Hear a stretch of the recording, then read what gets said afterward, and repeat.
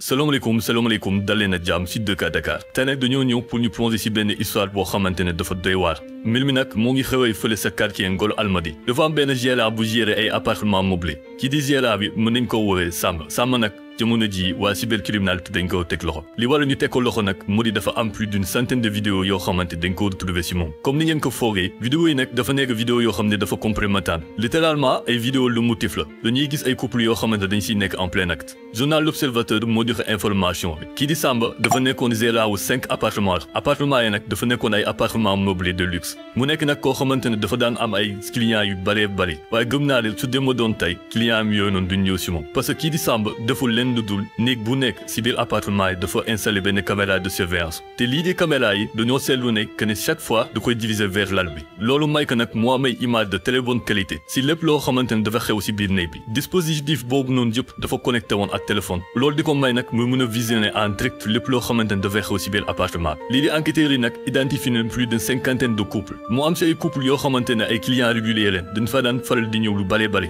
mu am si tamit ay góor yoo xamante dañ fa daan ànd ay différents partenaires Samba nag ba ko enquêteurs yi tegee loxo bañ ko laajee li tax mu def loolu dafa wax ne moom deful woon pour chantage da ko doon def juste pour utilisation personnelle am jamono ji nag présenté nañ ko procureur de la république mais ba léegi nii mu ngi continuer di nier tuuma yi ñu teg si kawam waaye bi ñu leer ba leer mu di vidéo yi am na ay célébrités yi si nekk lu mel ni ay mbër ay journalistes ay politiciens entre autres affaire yu mel ni nag moo war a tax ñu def très attention ci appartement meublé loolu moo waral nag ñu jox leen ay quelques astuces yoo xamante ne dina leen mën a permettre ngeen mën a identifier caméra yu nëbb si biir appartement meublé astuce yi nag ñu ngi toll si ñeent première astuce bi mu di dañu identifier bépp élément boo xamante ne dañ koo teg si biir appartement bi te foofu bu place am par exemple bëri na ay appartement meublé yoo xamante ne caméra yi dañ koy installé si biir baaful bultuf yi par exemple soo leen gisee si biir douche bi ñu dugal fa baaful bultuf dites-vous que caméra la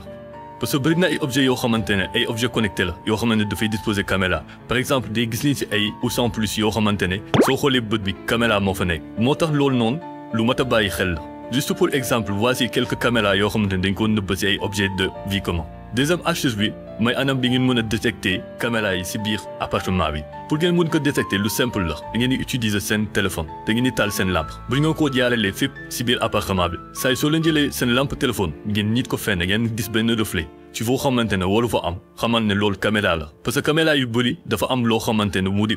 objectif yi daanaka benn la day refléter lumière bi donc loolu noonu astuce boo xamante ne da ngeen mën a prémunir si genre situation yooyu noonu am na aussi beneen astuce bu ngeen mën a utiliser pour mën a détecter caméra yi à part de seen téléphone portable soo leen ko taalee da ngeen di dugg caméra ngeen filmer day soo leen di filmer da ngeen di xool à travers seen écran su fekkee ne da ngeen det lii di benn caméra da ngeen di gis benn lumière infrarouge lumière infrarouge bu bon moom moo leen di xamal que ne fii nii am na caméra comme ni ngeen koy gisee en image beneen astuce boo xamante ne mën nga ko utiliser mooy que da ngeen di xool wifi yu connecté wu si biir appartement bi c'est simple da ngay dugg sa téléphone da dem si paramètre da dem wifi soo duggee wifi dañuy gis appareil wifi yu nekk si biir appartement yi am na benn application bu tudd network scanner boobu noonu soo leen si duggee daf leen di détecter lépp loo xamante ne mooy appareil bu connecté wu saa soo leen gisee benn wifi boo xamante ne muy tudd IP caméra xam leen ne appartement am na caméra de surveillance mbir mi nag mooy noonu waaye lu yoon wax si mbir mi yoon nag dafa ne bépp caméra bu ñu installé peu importe fu mu nekk dañ ko war a signaler à travers benn affiche buy wane ne fii nii am na caméra de surveillance